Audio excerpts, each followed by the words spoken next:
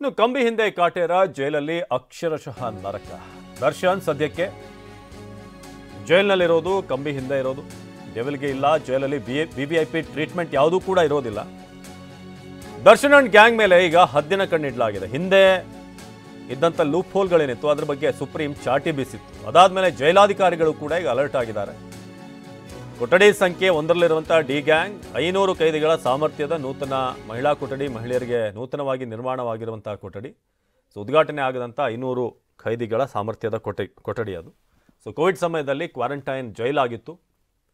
ಈಗ ಸುಪ್ರೀಂ ಇದರ ಬಗ್ಗೆ ಖಡಕ್ ಆಗಿ ಸೂಚನೆಯನ್ನು ಕೊಟ್ಟಿರುವ ಕಾರಣ ವಿವಿಐಪಿ ಟ್ರೀಟ್ಮೆಂಟ್ ಯಾವುದೂ ಕೂಡ ನೀಡೋ ಹಾಗಿಲ್ಲ ಅಂತ. ಹಾಗಾಗಿ ಈಗ ಜೈಲಾಧಿಕಾರಿಗಳು ಕೂಡ ಅಲರ್ಟ್ ಆಗಿದ್ದಾರೆ. ಸದ್ಯಕ್ಕೆ 500 ಕೈದಿಗಳ ಸಾಮರ್ಥ್ಯದ ನೂತನ ಮಹಿಳಾ ಕೊಠಡಿ ಏನಿದೆ ಅದರಲ್ಲಿ ಈಗ ಇರಿಸಲಾಗಿದೆ. ದಿನದ 24 ಗಂಟೆಯೂ ಕೂಡ 4 ಗೋಡೆ ಮಧ್ಯೆ ದಾಸ. ಕಾರಿಡಾರ್ನಲ್ಲಿ ವಾಕ್ ಮಾಡೋಕ್ಕೂ ಕೂಡ ಅನುಮತಿ ಇಲ್ಲ. ಊಟ ತಿಂಡಿ ಕೊಠಡಿಗೆ ಪೂರೈಸ್ತಾ ಇರುವಂತಹ ಸಿಬ್ಬಂದಿ. ದರ್ಶನ್ ಇರುವಂತಹ ಕೋಣೆಯಲ್ಲಿ ಯಾವುದೇ ಟಿವಿ ಕೂಡ ಇರೋದಿಲ್ಲ.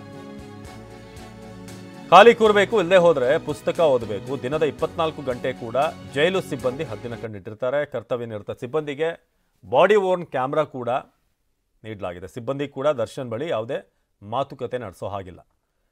ಹೀಗೆ ಒಂದಷ್ಟು ಕಠಿಣವಾದಂಥ ರಿಸ್ಟ್ರಿಕ್ಷನ್ಸ್ ದರ್ಶನ್ ಜೈಲು ವಾಸದಲ್ಲಿದೆ. ಇನ್ನು ದರ್ಶನ್ ಅಂಡ್ ಗ್ಯಾಂಗ್ ಮೇಲೆ ಯಾರ್ಯಾರ ಕಣ್ಣಿದೆ? ಅವರು ಅಸಿಸ್ಟೆಂಟ್ ಸೂಪರಿಂಟೆಂಡೆಂಟ್ರಿಂದ ನಿಗಾ, 2 ಜೈಲರ್, 2 ಅಸಿಸ್ಟೆಂಟ್ ಜೈಲರ್ ಉಸ್ತುವಾರಿ ಇದೆ. ಸೆಲ್ ಬಳಿ 2 ಹೆಡ್ ವಾರ್ಡರ್, ಹಾಗೆ 2 ವಾರ್ಡರ್ ಇರ್ತಾರೆ.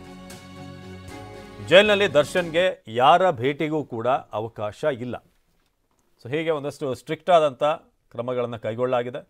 ಯಾರ್ಯಾರು ದರ್ಶನ್ ಅಂಡ್ ಗ್ಯಾಂಗ್ ಮೇಲೆ ಕಣ್ಣಿಡ್ತಾರೆ ಅನ್ನೋದ್ರ ಬಗ್ಗೆ ಕೂಡ ನಿಮಗೆ ತಿಳಿಸ್ತಾ ಇದ್ವಿ. ಅವರು ಅಸಿಸ್ಟೆಂಟ್ ಸೂಪರಿಂಟೆಂಡೆಂಟ್, ಹಾಗೆ 2 ಜೈಲರ್, 2 ಅಸಿಸ್ಟೆಂಟ್ ಜೈಲರ್ ಉಸ್ತುವಾರಿ ಇರುತ್ತೆ. ಸೆಲ್ ಬಳಿ 2 ಹೆಡ್ ವಾರ್ಡರ್, 2 ವಾರ್ಡರ್ಗಳನ್ನು ಕೂಡ ನೇಮಿಸಲಾಗಿದೆ.